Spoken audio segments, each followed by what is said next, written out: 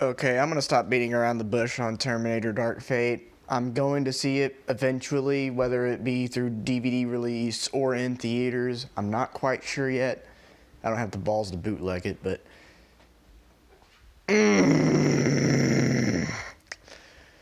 Oh my god, there is just one thing, and it happens at the beginning that makes Dark Fate not a Terminator movie.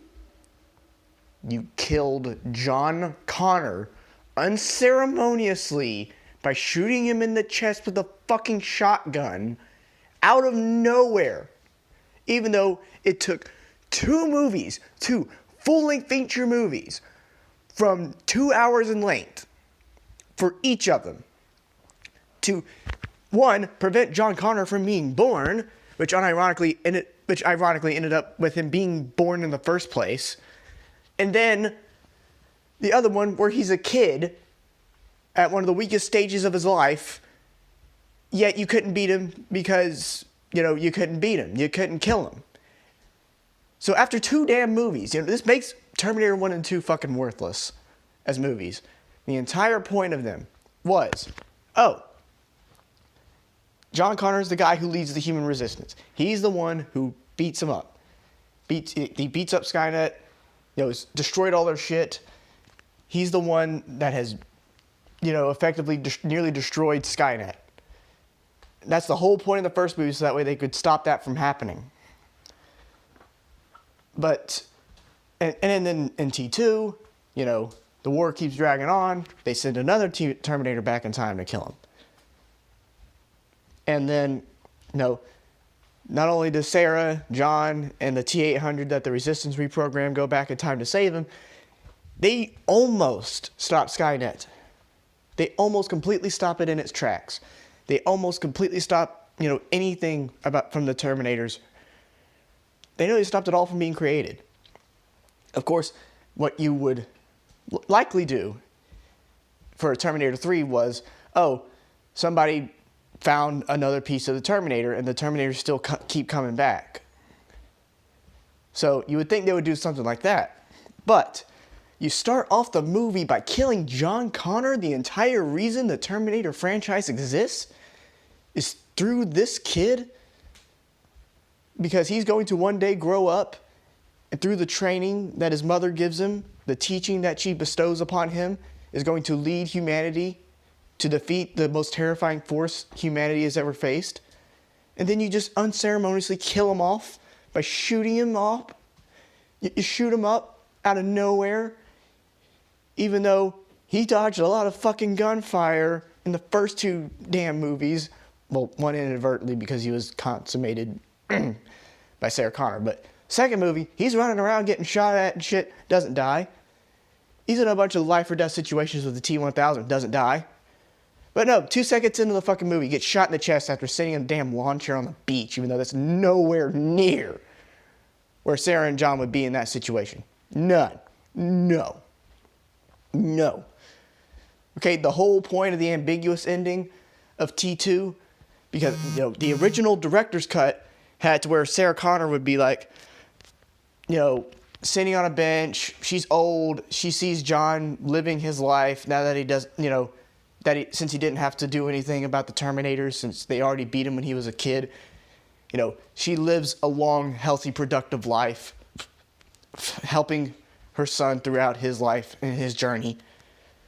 Okay, but the whole point of the ambiguous ending that we got in the theatrical cut was that, the Terminators may still be out there. They could still be out there in the future causing harm. But for the first time since Sarah Connor was attacked in T1, was that I feel a sense of hope. Maybe we really did destroy Skynet. Maybe we won. And that's just the thing that Sarah is scared of the most, I would bet, is that I don't want to get my hopes up. That's kind of one of the things that makes sense in T3. Like, one of the only things that makes sense is that Sarah, leaves a cache of firearms for her son, because she got paranoid at the fact that there may still be, Terminators in the future killing humans. Okay? But yeah, you just undermine everything. You undermine everything by killing the man You kill him, even though this is the most relevant figure in the franchise. He's been embarrassed already. He's been embarrassed enough in freaking T3, where he's a fucking dumbass half the time, and Terminator Salvation, where he really doesn't do much of any significance, is actually pretty harmful to the plot. And then Terminator Genesis, where they outright kill him and make him a T1, or what it was, the TX or something like that. Some form of the TX. Where they make him Skynet or something like that. But even though that makes no fucking sense. Like, why would you do that to John Connor? And, you know, all that stupid bullshit with time travel and all that stuff. You know, that didn't make any sense, but they killed him there. This makes what they did to him in Genesis look 50 times better. Okay? Like, this is ridiculous. I mean, and that motherfucker Tim Miller, he does not know how to make anything. He doesn't. Okay, like the one, was he the same guy who did, what was it, Deadpool? Or was that somebody else? I'm going to look it up. Deadpool director on my phone. Yeah, Tim Miller. The only good thing I've seen him do, only good things, because apparently he did Taken, is Taken and Deadpool. That's it. He hasn't made anything of higher or even equal value to those two movies since then. And apparently, this guy had the balls to say that killing John Connor was not a controversial decision. And I say, bullshit. Okay, you killed John Connor. Okay, by all intents and purposes, Skynet would win. But no, you want to do this fucking bullshit, like, the just freaking chosen one bull crap. Okay, the whole point in T1 with John Connor was that he became accomplished. He became an accomplished person. And the events of T1 inadvertently led to John Connor being the man he was. But the only reason it was like that was because John and Sarah, well, Sarah knew about the Skynet and what was going on. Yeah, it kind of creates some plot issues because you're trying to figure it out. I don't think that the original timeline had it happen where Kyle Reese impregnated Sarah Connor with John, but John Connor was still the guy who did it. He wasn't like the chosen one. He became the lead figure. He became the leader that drove Skynet to desperation. The thing that destroyed the world, John Connor brought it nearly to its knees. And then you're going to go with, oh no, there's no fate but what we make. That means that, the world, for some reason, is choosing a different person to lead the freaking cause for the resistance in the future. Like, what? No! Are you retarded? No, it has always been about John Connor. John Connor, in the future, is supposed to be the one who leads the resistance. He's the one who fucks up Skynet. And you take that away from him? Why? Why would you do that? Why would you take that away from John Connor? It's disgusting. Absolutely despicable. What a betrayal of what Terminator is. Yeah. Instead of having, John Connor either you didn't even have to make another movie. They didn't really need to. But if you did, you could have made another movie where he attempts to stop Skynet one last time, but he fails. And, you could have it like you did in T3, where, like, no matter how hard he tries, it still happens. Judgment Day still happens. But that's not what they do. Because I haven't read the plot synopsis or anything, but I don't think that Judgment Day happens in Dark Fate. But you could have had John Connor not stop Judgment Day, but he does as much as he can with Sarah. With an older Sarah.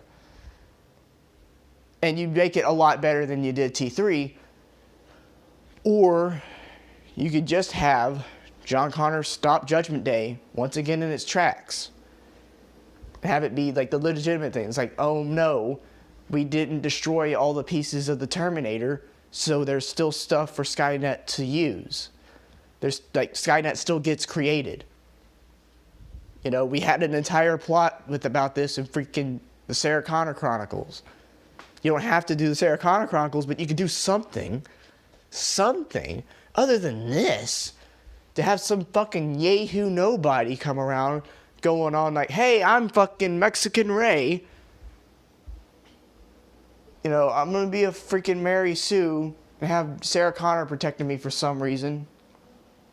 Oh, and also, I don't know if this is true, but apparently apparently Sarah Connor regrets, like, raising John. Now, there could be some context there, like, she's probably like, no, she didn't want to raise him only to have him die in front of her, and there's nothing she could do to stop it, okay? If it was like that, I could understand why she would say that. But if it was like, oh no, John Connor is such a toxic male figure or something like that, or they try to paint it that way, she's like, he should have never led. And she has like disdain towards John, even though he's just a fucking kid. I am going to be even more pissed. Because that's such a portrayal of freaking Sarah Connor. I mean, the whole point, right? James Cameron wrote both Ellen Ripley and Sarah Connor. He created Sarah Connor, but he wrote Ellen Ripley for Aliens. The big thing that made them both such strong characters, and this is something that Wolf said in his Forced Diversity video, is that they are realistic portrayals of strong women. Like, they are showing a woman's basic instincts in a fight for survival. Right, Ripley's motherly ambitions towards Newt, that is a reflection of an actual mother, because she is a mother in Aliens. And she finds out that her fucking daughter died if you watch the extended cut. And she's really guilty about it. She really hates it, but she finds Newt, and she tries to find some way to remedy that and forms that motherly bond again. She runs into a freaking xenomorph hive to pull her out. And eventually does. Now, of course, they fucked that up in Alien 3, but still.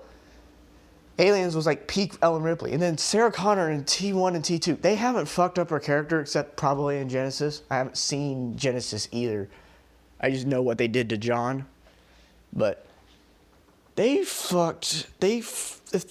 trying to fuck over Sarah's character. And Sarah, the whole point of her is the fact that she is driven by wanting to keep her son alive. She is driven. She fell in love with Kyle Reese. They consummated John. You know, she's driven by that drive to train him, to make sure that he is ready. And at the beginning of T2, she's nearly broken. She's yelling. She's in an insane asylum. She's emotionally unstable. You know, she's driven so much by trying to stop Skynet that it's hurting her in her mental state. But when she sees John and she finally has that opportunity to protect him again, guess what she does? She fucking protects him. She raises him. She's trying to be the best mother that she can in this really shitty situation. And then to have that all taken out in a fucking snap like that, it's just disgusting to me. I can't believe it. You know what? Here's my theory. I have a theory about this. $10, that's Tim Miller, because he's such a fucking crazy SJW type, I guess, that he's tired of people saying that Sarah Connor and Ellen Ripley were such good examples of strong female characters to counter people calling, like, Star Wars fans and, you know, any people that were saying, like, you know, these are a good example of strong female characters. So he purposely ruined her in the eyes of the people who loved her,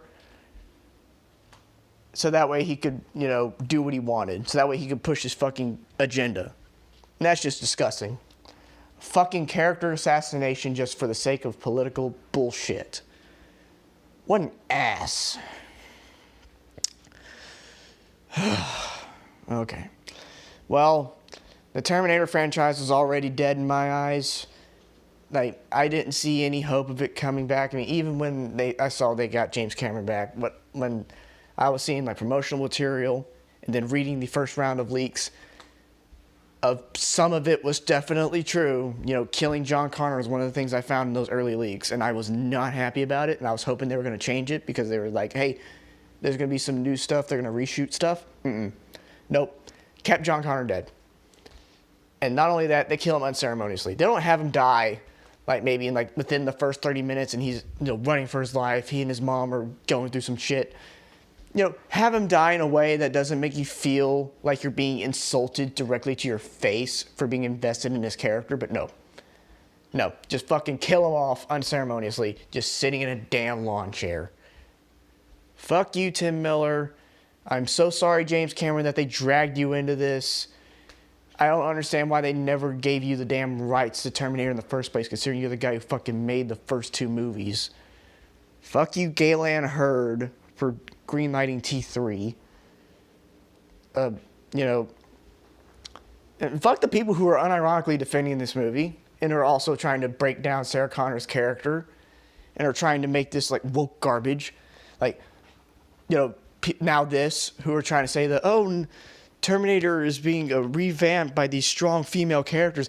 Bitch, the main character is a woman in the first movie. And she's the second most important character in the entire series aside from John Connor. And you fuck both of them up to push your bullshit. Ugh. Okay, that's enough out of that rant. But yeah, I'm disappointed. I am extremely disappointed at this moment in time. Honestly, the only two Terminator movies that exist in my mind are just Terminator 1 and Terminator 2. I have a soft spot for Sarah Connor Chronicles because I watched it when it was airing when I was a kid. And rewatching the first season, I really liked it. I wish there was more that could be done with Terminator to make it stick, to make it be more than basically Alien, because Terminator and Alien are basically in the same shit. Same thing with Predator 2. They have one, maybe two good movies. In the case of Predator fans, it's one, but you know, two good movies for the most part, and then they just completely dive under, just keep getting worse and worse and worse, and then you have the thing that just basically kills it. Which, in that case, that's three of them have had movies that have basically killed it. Prometheus, at the very least, there was mystery behind it, but Alien Covenant basically killed all the escapism from Alien, all the mystery behind it. Predators killed everything about the freaking lore for Predators. And then Dark Fate just killed the entire reason why the Terminator franchise existed in the first place. Imagine if they just fucking... Yeah, I'm trying to remember who said this, but somebody said this on Twitter. That imagine, like Dark Fate, you know, with this whole stuff with John, and he gets killed by T-800. Imagine if Aang, after, you know, beating the Fire Nation in Season 3, he gets fucked up at the beginning of The Legend of Korra by getting killed by zombie Ozai in old age. Yeah, it's ridiculous. No matter what context you put in. I don't care if it's a female character or a male character in that role. That is complete and utter bullshit, what they did. If they did this to Aang, I'd be really pissed. If they did this, and they did this to John Connor, and I'm super pissed. If they did this to the fucking Master Chief. Like, if they do that in Halo Infinite, I will be the most livid motherfucker alive because I'm so invested in that man's character. It's scummy no matter how you put it. It's scummy. It reeks of corporate bullshit. And it's being used to push the social justice agenda. And guess what? The movie bombed. When is Hollywood gonna fucking learn that this shit doesn't sell? And Joker's about to be the highest grossing R-rated movie of all fucking time. It's about to make $1 billion goddamn dollars at the box office. And you guys won't even bother trying to do it. You guys won't even bother trying to learn. You want to fucking slander Joker like it's some fucking incel movie, even though the movie has actually got some left-wingish themes in there. But no, you think it's going to inspire incel violence because, oh no, it looks like it's something that the right-wingers will like. Oh no, we have to slander it all the time. We have to give Death Stranding a bunch of bad reviews because we don't like Kojima.